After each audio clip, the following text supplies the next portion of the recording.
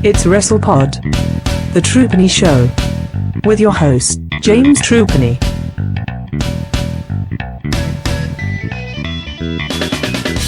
Hello and welcome to the Troopany Show. My name is James Troopany and this is my show, and today we are back to the beginner's guide to Japanese professional wrestling, and to join me today is Mr. Alex Watt.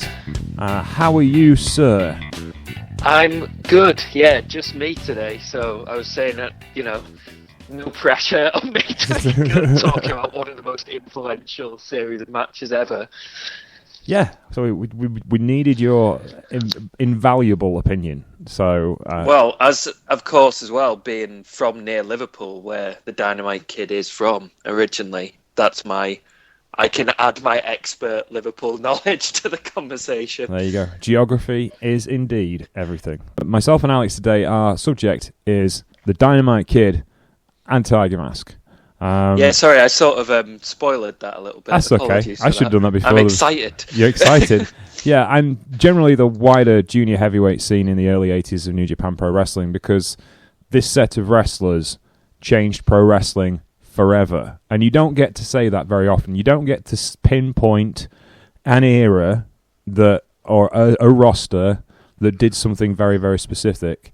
But it didn't just change junior heavyweight wrestling in Japan. It changed wrestling forever. There is no doubt in my mind that if we didn't have Dynamite and Tiger Mask, we wouldn't have Ring of Honor. We wouldn't have the WWE main event scene that we have today. We wouldn't have junior heavyweight wrestling. We wouldn't have cruiserweight wrestling the way it's perceived today. And we wouldn't have wrestling the way it is today if it wasn't for Dynamite and Tiger Mask.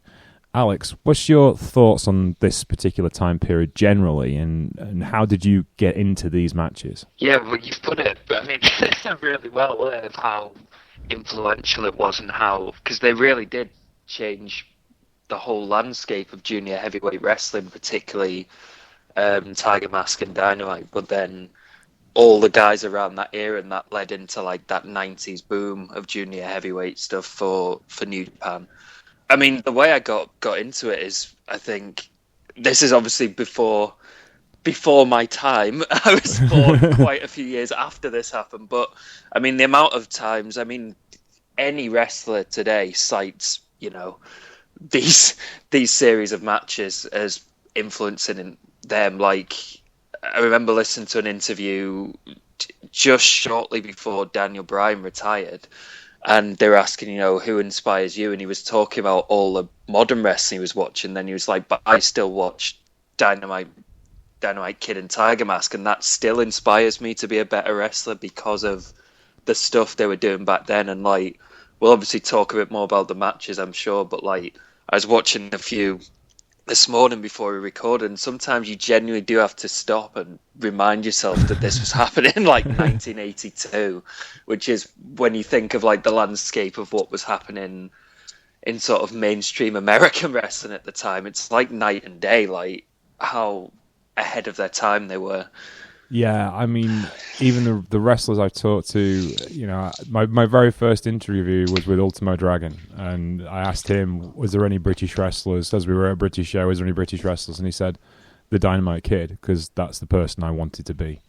The depth of influence that Dynamite had on Japan, and the way that Sayama revolutionized the business is just incredible. There is really no equal in pro wrestling history as to what these two did. And it sounds like we're gilding the lily somewhat, but we aren't. This is really important stuff.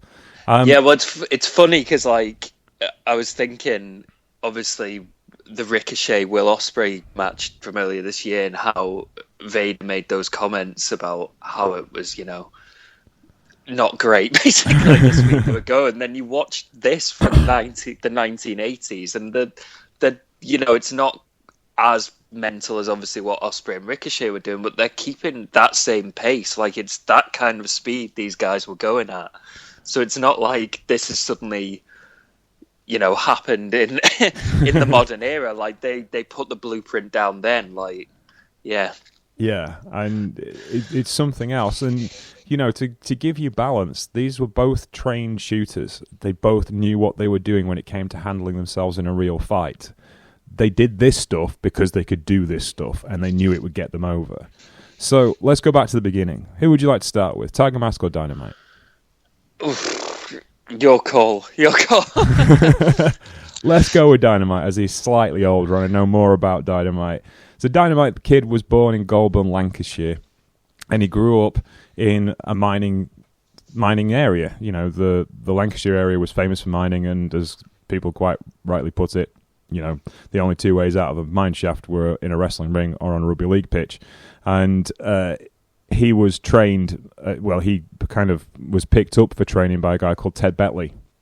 And Ted Betley was a pro wrestling trainer in Wigan. And obviously in Wigan, you tend to gravitate towards Riley's gym. And eventually Dynamite ended up at the Snake Pit, though he didn't last very long. He was also trained in shoot fighting and submission style by Steve Wright, Alex Wright's father.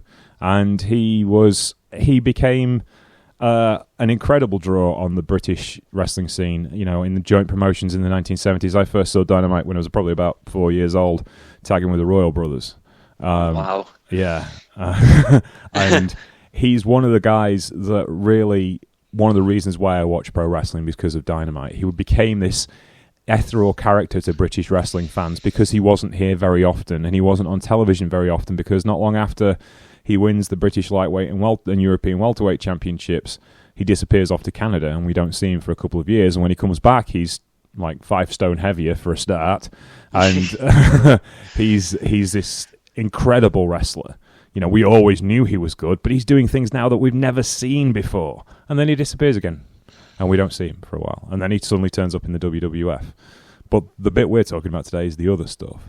What are your impressions of the Dynamite Kid, Alex? And give us some of that Lancastrian knowledge that we're missing. Well, my working class background. Because we're all from mining families in the north. I'm from the north too. Well, that's true, yeah. But you know, I'm more northern, so I win. Not by much. Yeah, I mean, what can you say? Like, of his influence, like the fact that everyone is obviously cites him as one of their main influences. Obviously, like the main guy everyone thinks of who he's influenced is, we'll say his name, Chris Benoit. Yeah. Obviously, it's still a bit awkward, but like he was, when you watched his style, like, and he was, I suppose this is how I went back, because I was such a fan of his work. And he was, when you watch him, you can see how influenced by the Dynamite Kid he was. You know, the snap suplexes, the suplex on the ropes, the intensity, the diving headbutt, and all this stuff. Like, in terms of, it's funny because like my parents used to watch obviously World of Sport Wrestling. I remember chatting to my dad about it, and he was talking about all the old characters, you know, Big Daddy and Ken Nagasaki and people like that. I was like, yeah, but what about the Dynamite Kid? It's like, yeah, but he could actually wrestle. No one cared about that stuff. It's like, oh, okay, we've got a slightly different attitude towards this then. But, what was your original question? I've gone on such a tangent, as I always do. What were your thoughts on Dynamite? Yeah, I mean, just that really, that it's, you know, he's so ahead of his time. Like watching his old matches back, like I say, watching stuff from the 80s, and to see the pace he was working at and like his athleticism. Obviously, like he was the way he was built and stuff like that. I mean, when you saw him as a youngster, I imagine he was not quite that size. I remember, I think there's a bit in one of Mick Foley's books where he was talking about working with Dynamite Kid, and he was saying like he was clearly a guy who would like pack 30 stone extra muscle onto like a frame that was never designed to be made for that, but it was just part of his thing, I guess, that he was just this stacked little dude, like. And like when obviously again watching these matches with Tiger Mask and like the sort of back and forth counter spots they were doing, like the classic final match they had where Tiger Mask sort of has him in the arm lock, and he like kips up out of it so quickly. Like today, like guys don't do stuff as explosively as that. His athleticism was insane. Yeah, I mean, you're right. When I first saw him as a lightweight, obviously, for a start, he was a lightweight. He managed to get up to welterweight, which means he was Johnny Saint size, when he first started. And Johnny Saint is by no means a stretch of the imagination big. He was light. He had all the technical gifts. He had that look about him that, like a lot of British faces do. It's like a Will Ospreay look of just a bit deer caught in headlights, but confident with it.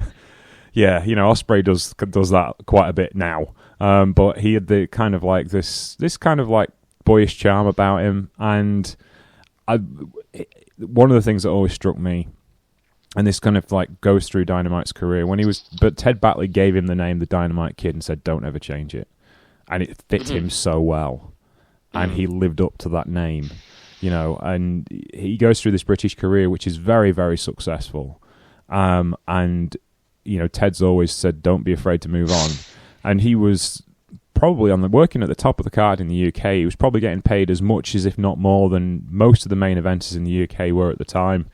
And Brian Crabtree stiffs him on a payment, and that's it. He's done. He goes. He's got this offer of going to Stampede to work for the Hearts for reportedly $400 a week, which of course never materialised. But he does go to Stampede Pro Wrestling, starts working for the Hearts, and suddenly finds himself in this whole other world of pro wrestling.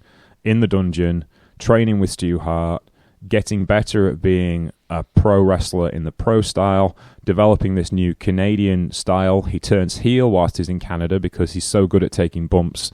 The booker says, "Well, I can't have you taking bumps like that as a face. There's no point, so we need you to be a heel." And he develops into this whole other persona that the British audience never really saw that development. But it stands him in such good stead for the future.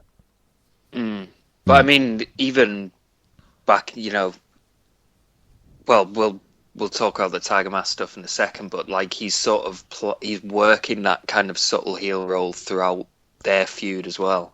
Yeah, he's got this presence that's how can you put it? This charisma and this presence that just draws you to him. He just has this look on his face, this dead serious look of, it's hard to describe what it is, but it's just like this look of certainty that everything he's going to do is going to be perfect. And especially in his later career. This week I've spent a lot of time watching British Bulldog matches from All Japan, and they don't sell anything at all. They just clobber people. It's just ridiculous, but it all stems from this certainty that they're perfect. They're the best wrestlers in the world. And Dynamite and Davey Boy Smith, funnily enough, do spend their first tour in International Wrestling Enterprises, which we've talked about so much on this podcast. It keeps sneaking in there. That's their first tour. And then they eventually sign with New Japan Pro Wrestling in January the 4th, 1980. But on the other side of this particular equation, we have Satoru Sayama. Now, he's Tiger Mask eventually, but there's a long road to Tiger Mask, as there is for Japanese wrestlers in general. He debuted for New Japan in 1976, and he was trained by Kyle Gotch, Antonio Inoki, Yoshiaki Fujiwara, and Ketsuya Yamamoto. Some, well, let's be blunt, double hard bastards. He's small. He's only 160 pounds. And New Japan weren't really pushing small guys at the time, and he's sent on a learning excursion to joint promotions in the United Kingdom, who instantly pair him up with one of the best heels ever, Cyanide Sid Cooper, who is the absolute perfect foil for this stunning technical genius. And I think Dynamite said in his biography, the first time I saw Satoru Sayama, I could see Max Crabtree had a look on his face as, what the hell's Carl Gotch sent me here? And then he got in the ring, and he wowed everybody. This was the matches that I specifically remember. One match that stood out to me from when I was a kid, when I was about 5 years old when I first saw him, was a match he had with Jim Breeks.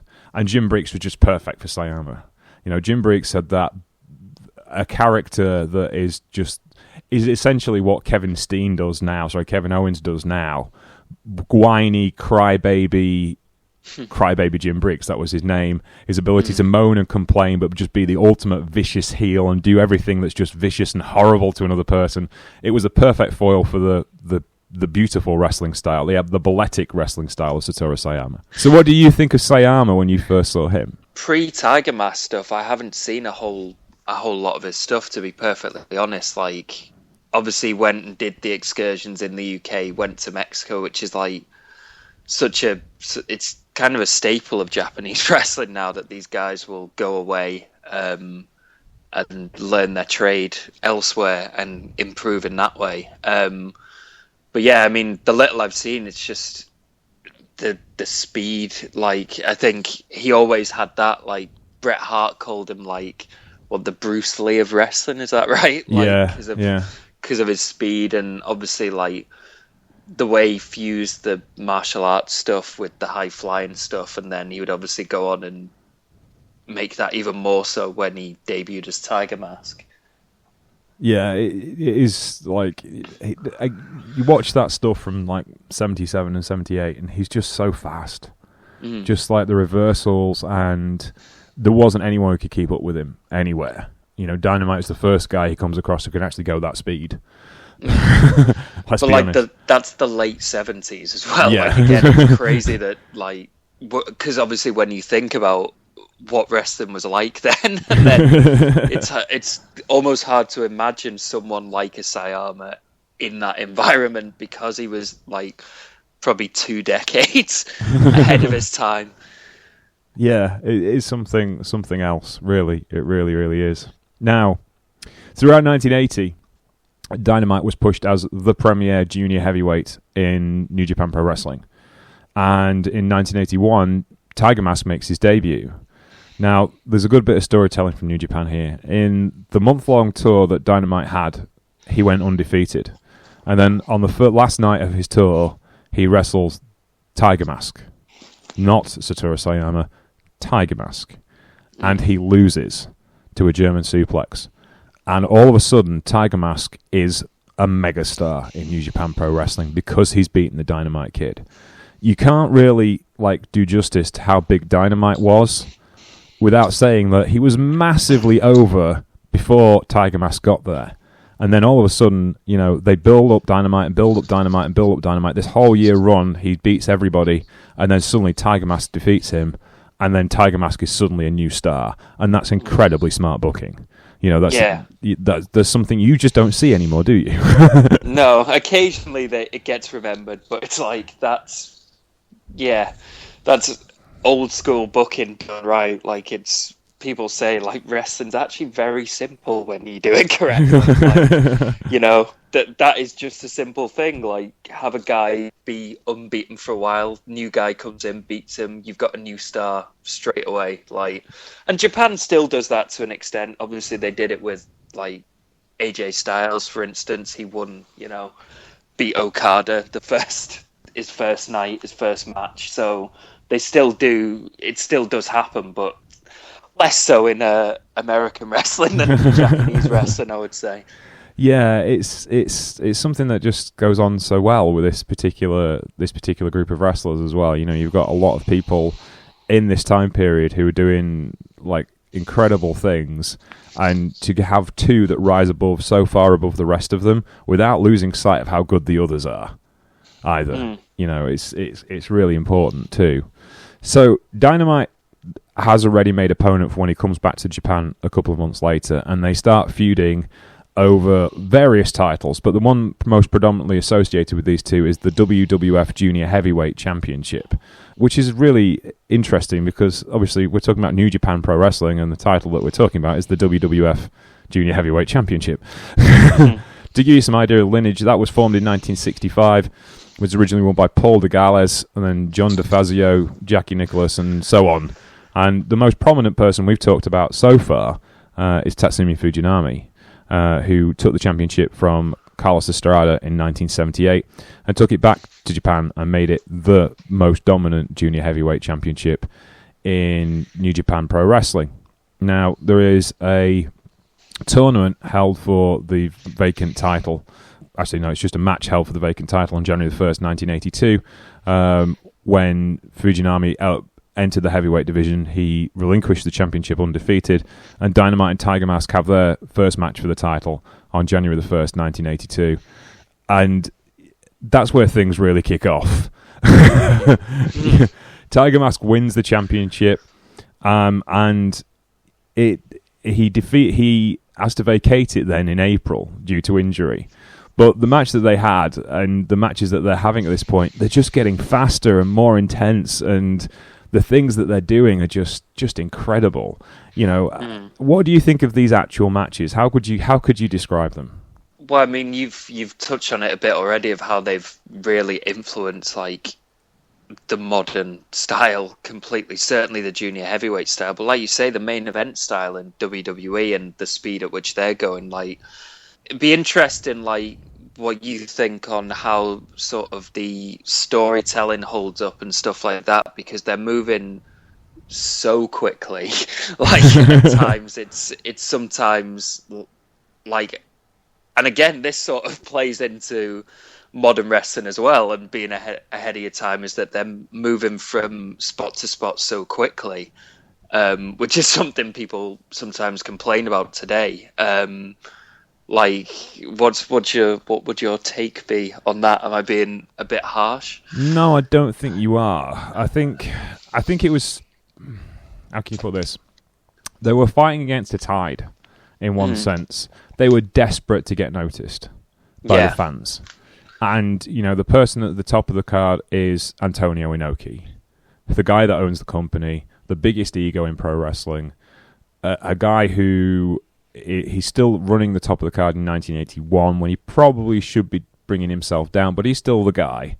Below them, you've got Riki Chosu, you've got Tatsumi Fujinami. So there's three guys who are really, running the show. And then how do you get noticed? Well, you get noticed by having matches no one's done before. And that's really what they were trying to do. And Dynamite talks about in his biography of, why deny the fans? Why not give them just the best thing they can possibly see? And I can understand his thinking at that particular point, but equally, there comes a point where your body can't keep up with that, for a start, and also you tend to ruin it for everybody else. And there is a real big gap between the end of this era in 1984 and Jushin Thunder Liger and Owen Hart setting fire to the division again in 1990. Yeah. There's a 6-year barren period when they had great wrestlers, but no one could get interested in junior heavyweight wrestling because, well, it's not Dynamite and Tiger Mask, is it? Well, yeah. And that's perhaps the downside of this. I mean, the other and the part of that is when you watch Tiger Mask away from Dynamite, he looks like he's going through the motions. Do you know what I mean? I watched matches with him, with Chris Adams, Black Tiger, Mark Rocco, who are exemplary pro wrestlers. Chris Adams, possibly the second biggest draw in Texas wrestling behind the Von Erichs. Mark Rocco, possibly the biggest all-time draw in the United Kingdom behind Big Daddy.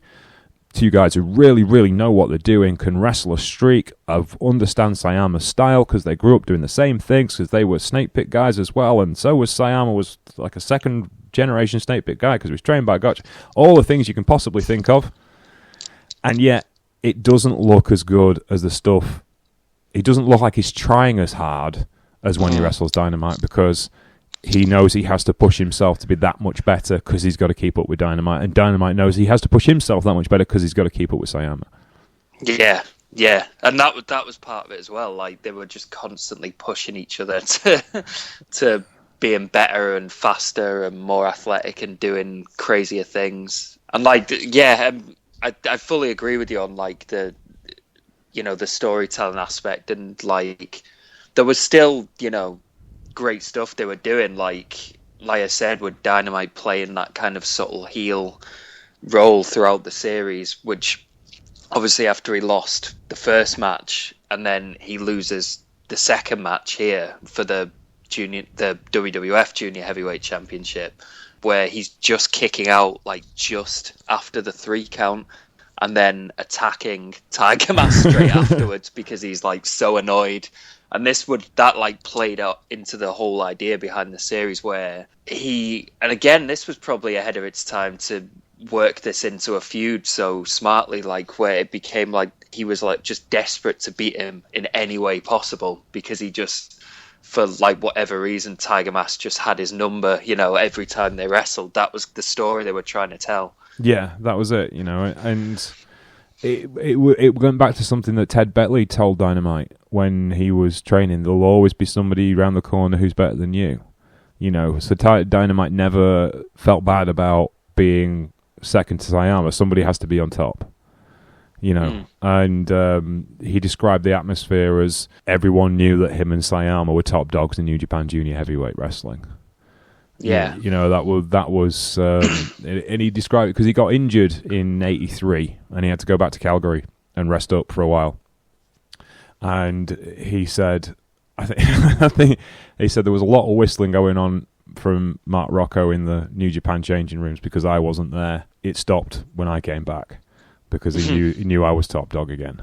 And and him and Mark have been close friends for a very long period of time. But being top heel, that's something you can take personally. Yeah. So it was interesting to me how we're only talking about 3 or 4 matches, but it's just stuff like waistlock reversals. How do you make a waistlock reversal interesting? These two did. Yeah. Everything from a wrist lock to a top rope suplex, they made it look cool. They made it look interesting. They made it, dragged you into the match. And yeah, you're right, it probably was overbooked. They probably could have slowed themselves down. And arguably the product may have been better, but we're talking about Tiger Mask and Dynamite, and there's loads of junior heavyweights who are just as good we're not talking about. Exactly, like you say, they're trying to get noticed, they're trying to make an impression. The fact that people are still talking about this stuff, what we now 35 years like that after these matches happened. Is that right? Like, that's pretty crazy when you say it out loud. But yeah, like that shows, what they achieved, because it's, in hindsight we can be like, maybe they could have slowed down here and there, but the fact is, more than 3 decades later, that these are matches that are still influencing everyone, and everyone's still talking about them and still watches them today. So yeah, and I mean, just looking, we did this before with Linus Asker, but the finishing maneuvers of Tiger Mask, crossface chicken wing, diving headbutt, tiger suplex, turning moonsault, which he invented. Signature moves: bow and arrow, diving crossbody, kneeling reverse pile driver, moonsault, backflip, jumping back spin,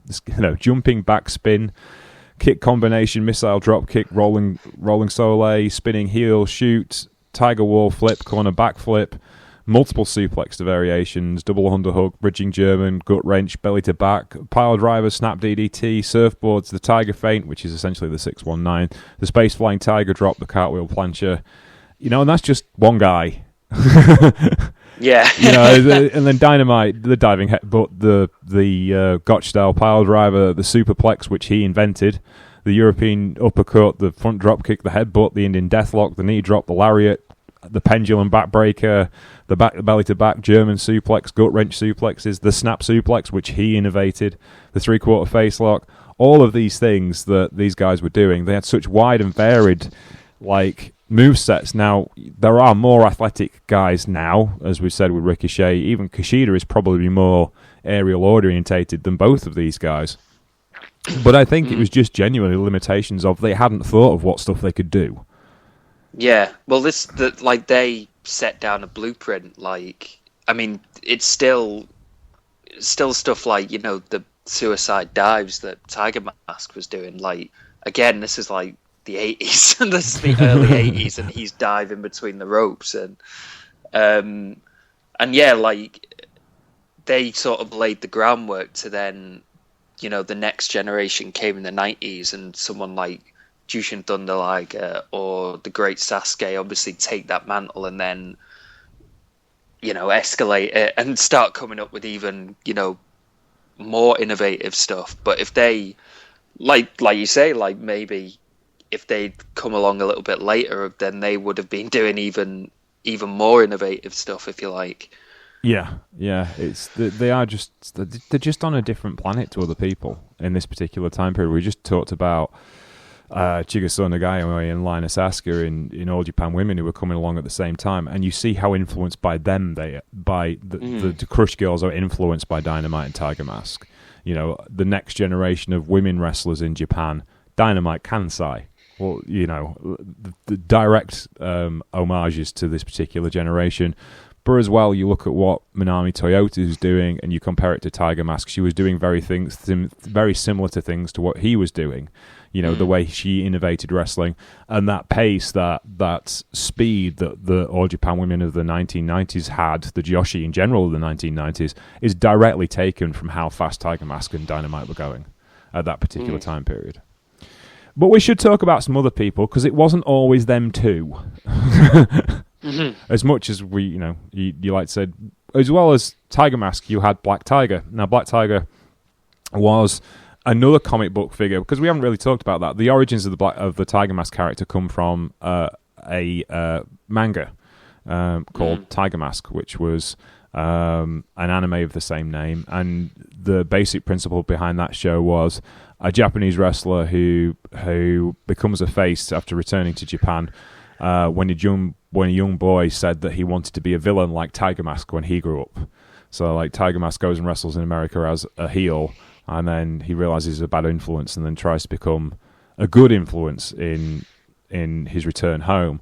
And so Tiger Mask becomes like this larger-than-life character in New Japan Pro Wrestling. And to start with, a lot of people didn't think it would work.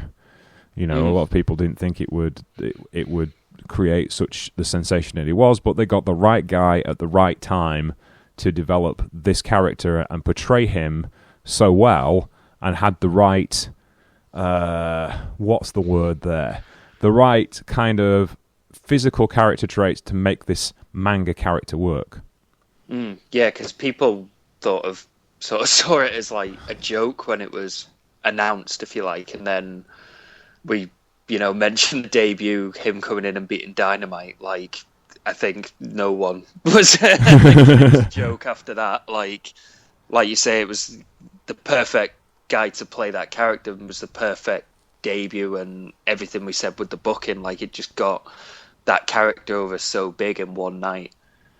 Yeah, it just absolutely was perfect guy for the perfect role. And Dynamite was his perfect, foil. And Dynamite was so hugely respected. Wasn't really a heel, though he did heelish things. I think, pile driving your opponent onto bare concrete probably isn't the most face thing to do in the world, let's be honest. Well, nowadays, who knows? Lines are so blurred. But, technically, no, that shouldn't be what a good guy does. No, so, he was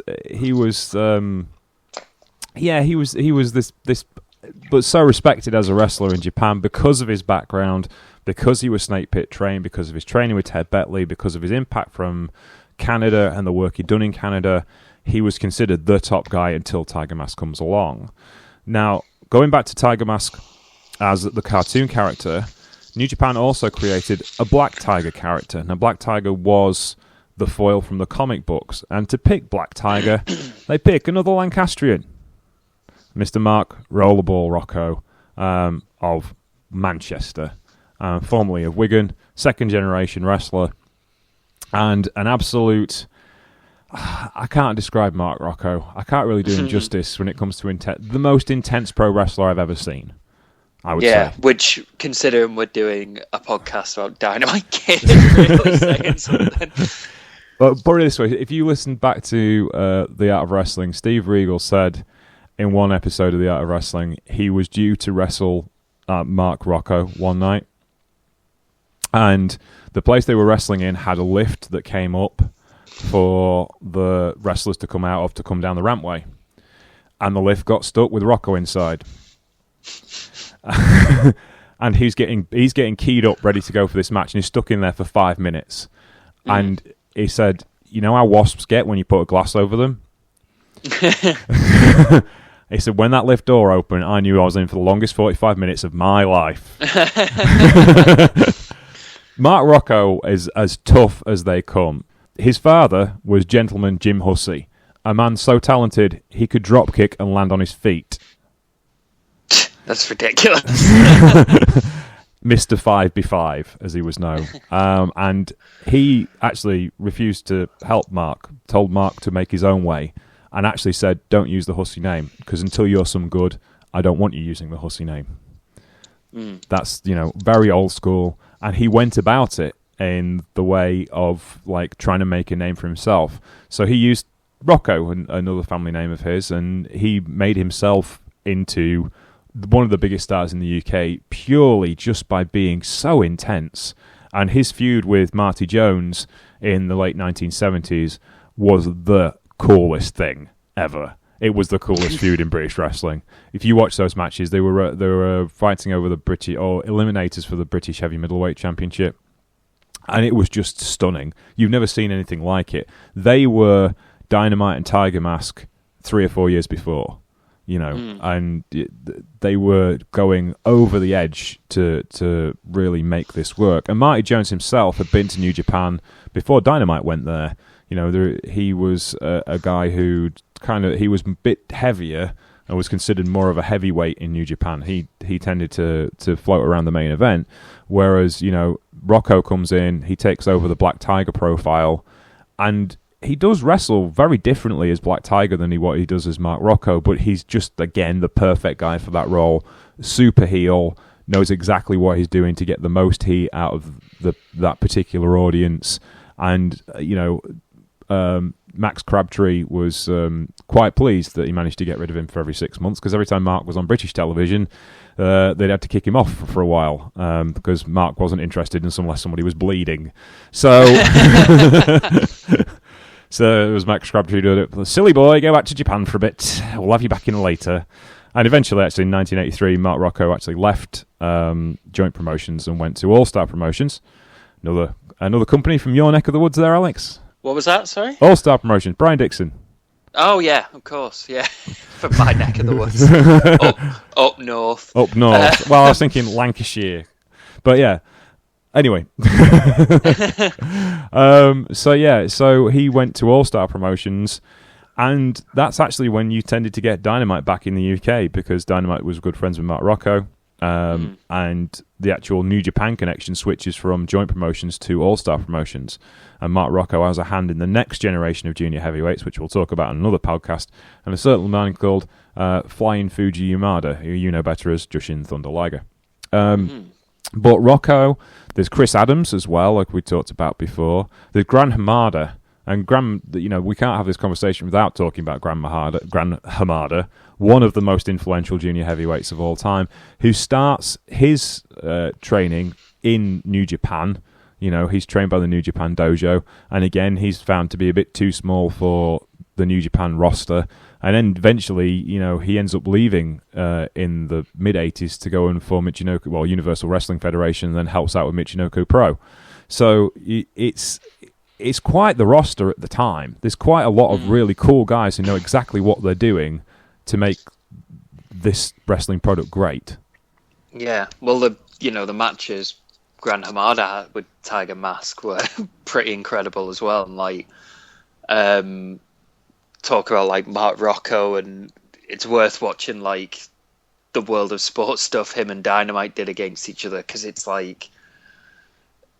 the work is so tight and crisp and stiff. Let's be honest.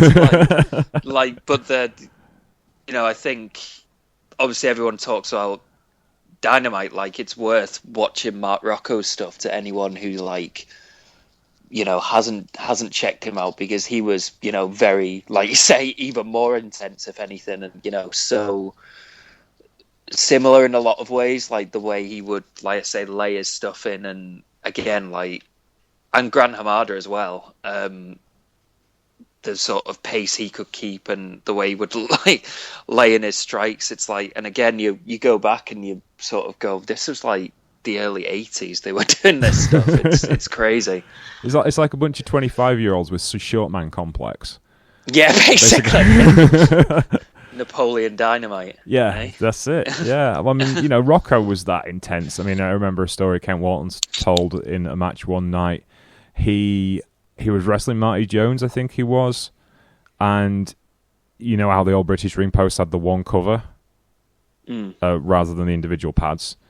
He slipped and missed when he was putting his foot up to stop the posting, and his leg ran right across the ring hook, which was the wrong way up. Had 12 stitches in his leg, went wrestle the next night. Of course, yeah. just standard 80s hardband stuff. Just because I'm Mark Rocco, and that's the way it's going to be. And Rocco actually is probably, out of the era out of these guys, you look at the guys who were wrestling in this particular era, Hiro Saito and Shiro Shinaka and those guys, out of all of them, he's the one that lasts the longest. Yeah. In the same company. The pace he was keeping is insane, really. Yeah, he eventually retires in 1990 due to a heart murmur, of all things. Didn't want to, had to. Doctors told him he couldn't wrestle anymore. Possibly. He would. He's the kind of guy who would have just gone forever. At the same speed forever. Yeah. Yeah. Right. Well, we should really, continue with this particular story of the Junior Heavyweight Championship as well. So, Tiger Mask defeats Dynamite Kid for the vacant title in 1982. He has to relinquish the title in 82, and Black Tiger wins the WWF Junior Heavyweight Championship in 1982. He defeats Gran Hamada. He drops the title to Tiger Mask in 1982. And then Tiger Mask was injured in a match with the Dynamite Kid, a tag match a couple of nights before, and he has to relinquish the title. And Dynamite Kid and Kuinaki Kobayashi fought for a title, but no winner was declared. Then Tiger Mask defeats Fishman in Mexico City, which shows you how important this title was. It's floating around all over the world. And then, in 1983... Tiger Mask retires. And Tiger Mask retires for very good reasons as far as he's concerned, because even though New Japan were filling arenas wherever they went, and the junior heavyweight division was headlining its own shows, Tiger Mask was never really given the credit, nor was the Dynamite Kid, for what they did for New Japan Pro Wrestling in the early 1980s. Now, around about the same time, Akira Maeda in the heavyweight division is feeling much the same way, and in perhaps one of the most, how can I put this, violent resignation letters of all time, managed to kick Riki Chosu so hard in the face he broke his orbital bone, and the next day quit New Japan Pro Wrestling to form Universal Wrestling Federation. And Sayama goes with him as his head booker. So it's an interesting time in New Japan Pro Wrestling, and I did say we would give Akira Maeda his own episode at some point, because there's an awful lot of things to go on there, and Alex, as an MMA writer, I'm sure you've got a lot to say about that particular piece of history. What do you think? What do you think Sayama's feelings are at this particular time? He's had 2 years as one of the stars attractions of New Japan, but he doesn't feel he's getting his due. Was he right? Possibly. I mean, from what I understand, it was like he sort of hated the backstage politics and stuff like that, which is obviously came back into what you say, that he feels he's not getting the credit. And yeah, probably wasn't. I mean, we're, talking about this feud, these matches, these guys, as the things that put, New Japan on the map in that period and sort of changed wrestling forever. And yeah, he probably wasn't getting the full credit for what he achieved during that period. So he was basically CM Punk before CM Punk was getting frustrated by being underappreciated. Punk didn't go start his own company though. No. Perhaps he should have done. There's still time. Yeah. There's still time. Yeah, maybe he should have done. Yeah. Might happen. Maybe. Could do. It could still happen. Yeah. Might do. I think if he turned up at Ring of Honor, I think that might be, that might change people's minds. Anyway, but Tiger Mask. Mentioning, because I assume we're going to move on a little bit, but the last match that Tiger Mask and Dynamite Kid had, yes, is insane. That's the one. If anyone's going to watch a match, they should watch that one, because it's yes, so, obviously they're all fast paced and they're all crazy, but that was like the culmination of everything they'd done. That was when the story really did come together, and you had Dynamite selling this idea that he was going to do anything to try and beat Tiger Mask properly, because he had one win over him in the course, but it was like via DQ or count out, depending on who you ask. But yeah, that because like there's stuff like Dynamite like headbutt referee and stuff like that. He's so like determined to get his hands on Tiger Mask and just beat him up, and yeah, that's the one anyway. Like for the pace they're keeping, it's got the 5 stars from Meltzer as well, which is obviously very rare.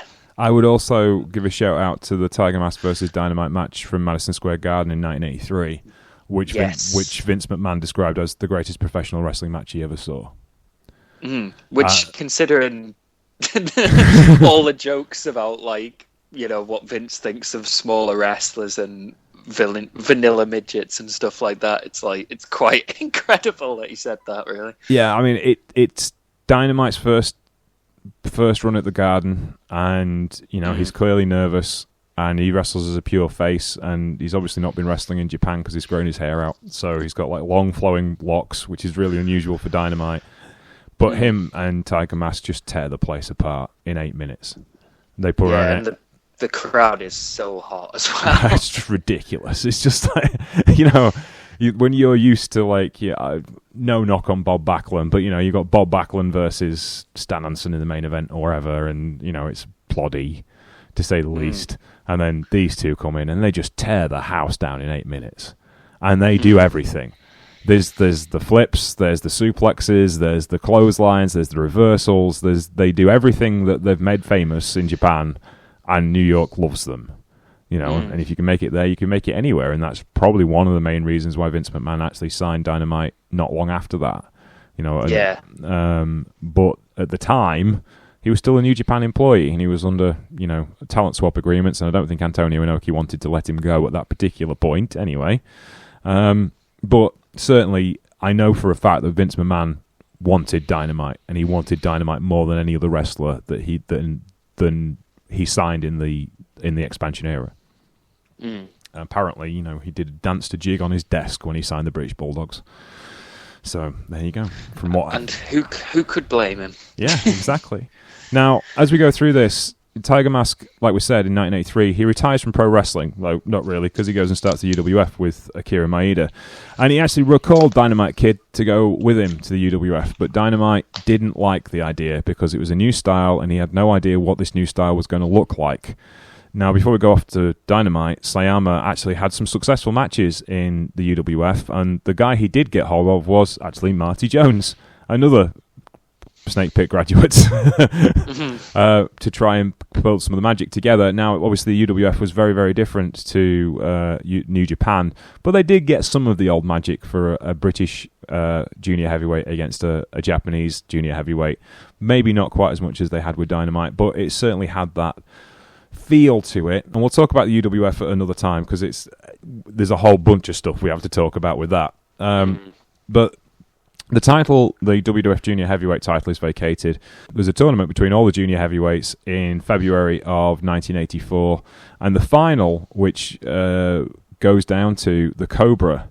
And I always thought it was the final was between Davey Boy Smith and Dynamite Kid, actually, and the Cobra got eliminated by Davey Boy, because that's what is in Dynamite's biography. He wrestles. Davey Boy wrestles the Cobra. He gets through to the final. And Davey had wrestled 3 times that. I think he'd wrestled twice that night already, and he was absolutely shattered. And Dynamite gets in the ring, and Davey just looks at him and goes, "Tommy, I'm fucked." And Dynamite goes, "Don't worry, it'll be all right." And then Dynamite proceeds to kick the shit out of him for 20 minutes. Yeah. Which is what Dynamite did. There it is. In a loving and caring way, as you would do to your cousin. in the way that big burly wrestlers show love. Like kicking 7 bells out of each other. Yeah, and Dynamite takes the WWF Championship. The title had been denied him by Tiger Mask, and there's a sense of closure there because Dynamite is gone not long after. Giant Baba Giant Baba gives an offer to the British Bulldogs before really they're the British Bulldogs to go both together to All Japan Pro Wrestling, and with a $10,000 signing bonus, Dynamite and Davey Boy said, well, why not? And quite frankly, it wasn't the same with Sayama as Dynamite had it. So what do you think, do you think that was probably the most, aside from the money, do you think it was the most pertinent thing? He knows that Sayama's no longer going to be there. He can't possibly have that same quality of match. What do you think was the reason for Dynamite's decision to leave? I think it's both those things, like that and, like, say, the money, and probably seeking new challenges as well. But yeah, I mean, you sort of look back and think he probably could have stuck around. It's not like weren't great guys to work with still, but it's I understand the thinking that Sayama's gone, literally the best guy you've ever worked with. You've had all these incredible matches. Like, how do you top that, really, besides going and pursuing new challenges, I guess. It's an interesting time period, and it really shows you how far that All Japan were being so serious about tying down talent. This is the time when All Japan start drifting away from the NWA, as we talked about on last week's podcast, and they start trying to make those fences around the talent that they have, sign the best talent that they can find. New Japan is slowly splitting away from the WWF, and we find in less than 2 years' time, the WWF Junior Heavyweight Championship's been abandoned. And the New Japan board found the IWGP Junior Heavyweight Championship to move the division forward. So you have this legendary series of wrestling matches that could only actually really exist in this particular time period. And, they are so good. And the talent is so high. And, we haven't even talked about the other gauging that they came into this division. You have Davey Boy Smith, the British Bulldog, the biggest British pro wrestling draw of all time. And a lot of the time he spent in this New Japan Junior Heavyweight division was where he put his style together. You have Bret Hart. Bret Hart. It's quite good, him. Yes. The next generation of major heavyweights for the WWF. You have, the Hart family in general are there, but it's mainly Bret, Davey Boy, and Dynamite are the ones that are pushing their way forward. And, Sayama would wrestle a round robin of these Calgary wrestlers. One of the best matches I saw Bret Hart's early career, because quite frankly, Bret was as dull as ditch water for a long while. When he wrestled Sayama, it was one of those, I think possibly because Bret had been trained by Dynamite and he had a lot of, Dynamite-isms, as it were, that matched into his style. Sayama was able to really go with him. And again, we talked about Chris Adams, and this is one of the precursor days, working as a heel in Japan really set him up, because he'd always been a face in the UK. He goes to Japan, he's a Gaijin heel. That sets him up for Texas, where he has the run with the Von Erichs and Gino as the tag partner of Gino Hernandez. He's able to really turn it on as a heel in Texas. It's such a training ground for the major territories for the next 10 years. And I mean, into how the WWF style would change going into the 90s. That's all being forged, like you say, here with guys like Davey and Bret and beyond, really, and like this quicker style and smaller guys, which it took them a while to catch up with the times, WWF, I mean, but they did get there. And this obviously, this time period was like a massive foundation for all of that. Yeah, it's it also partly sets the foundation for what happens in All Japan. The British Bulldogs become a dominant tag team in All Japan pro wrestling in the next 5 to 6 years. And like I said, if you watch that, I was watching those matches from about 1990. They'd just come back from their run in the WWF, and they were pissed. There was no other way to put it, because they just they just bulldozed people. They were just plowing through people. They were no-selling everything that these guys threw at a kitchen sink at them, and Dynamite would just stand there and grimace. I think I watched 5 of his matches this week, and I don't think he smiled in any of them, and he was the babyface. Yeah. This was high stakes pro wrestling. This was moving the whole thing forward, whether they felt they were or not. I get the feeling, that Dynamite and Tiger Mask just felt that, well, we're just having the best matches we possibly can. That's how you do it. That's what you should do. That's the way you should earn a living in pro wrestling. And certainly when it comes to like their ideas of booking, when Dynamite becomes the booker in Stampede, he very much is an exponent of the straight ahead pure wrestling style. He wants Stampede wrestling to be not hardcore wrestling. It doesn't want it to be like soap opera. He wants it to be hard-nosed wrestling that has good storytelling, and that's the way to get people in the building, because he saw that worked in Japan. If you look at what happened before Dynamite and Bret and Davey and Jim Neidhart in Stampede, they'd had a long run of not success, and it was athletic wrestling that put Stampede back on the map. So he knows that this style of wrestling can draw it with the right audience if you present it properly, and that's his belief. That's what is really important to him as a pro wrestler. This philosophy of pro wrestling, this all or nothing philosophy, obviously it made these two guys into utter legends. Their influence will be felt for another 10 years. But is it really worth the effort when we see what's happened to Dynamite since? And, is it worth the effort for what they did? Because there's a payoff there.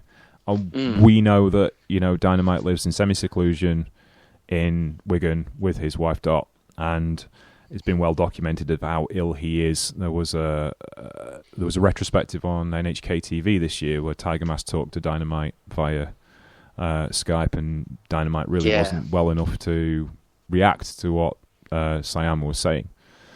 So it's very sad that one of these guys got very lucky and is fully fit and healthy, and the other one it just really isn't. So in the long run, is it worth it?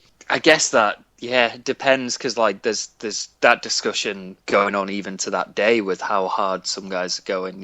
Ospreay being a perfect example, like how he's having neck problems already, and he's 23, 24. It's like you raise the bar at a certain point, and Dynamite was one of those guys who wanted to have the best match every night. He wanted to go out there and steal the show. He wanted to be an innovator, and that can come with a price when you're working such a,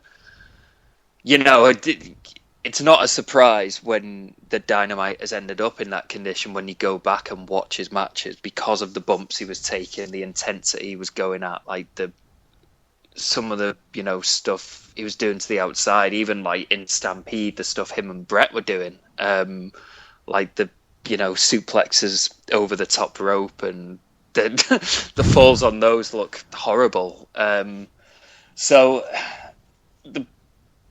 I would say no, it isn't worth it, but that's very easy for me to say because I'm not a wrestler. I'm just someone, I'm a fan. Like, does Dynamite think it was worth it? Does,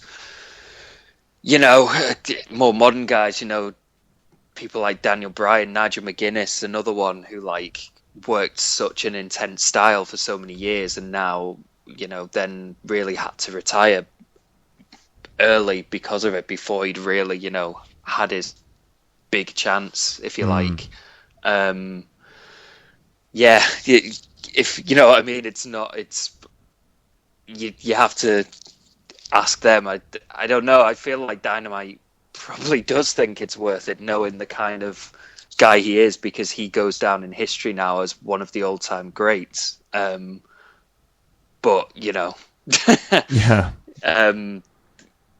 to lose your health to such an extent, no, I don't think it is worth it. But he's got that legacy as one of the greatest ever, and maybe that's that's what he wants. That's what a lot of these guys want more than anything, is to be remembered in that way, and they will sacrifice their bodies to do it.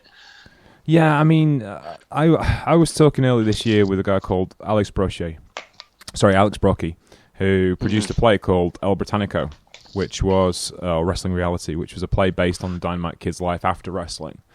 Yeah. And I was talking to him at the symposium, and he was like, he got into some serious ethical trouble with El Britannico because it did not portray Dynamite in a great light, and it was based upon like the writer of Dynamite's biography, whose name escapes me, and Pure Dynamite, and she'd given Alex a lot of notes, and then he'd taken the play in a different direction that she didn't approve of, and he was kind of explaining to us like his thought process about this, and Dynamite not necessarily being a very nice person, and Dynamite arguably isn't a very nice person, from by all accounts. And then it becomes tricky with it. But as I said to him, Dynamite's a mythical character. The myth of the Dynamite Kid is probably a stronger story than the actual Dynamite Kid himself. It's gone beyond just the guy in the wheelchair. It's the whole mystique of those matches, the intensity of those matches, that whole story. And when I first read Pure Dynamite in 1994, whenever it was, I felt really sorry for Tommy because of the story that he had. Here's the guy that ends up in a wheelchair, but I look around at his friends, and he's one of the few left. He was the lucky guy. He was the one that survived, even in the state he's in. True. He's good friends with Kurt Hennig, who's no longer here. His cousin, who was a great friend and then a great enemy, he's no longer here. That generation of pro wrestlers, Brian Pillman, a guy he helped train, he's no longer here. It's funny how what looked like a horrible situation 20 years ago is actually looking quite positive now. So yeah, that's quite sad though. Is like you have to think of it in those terms because so many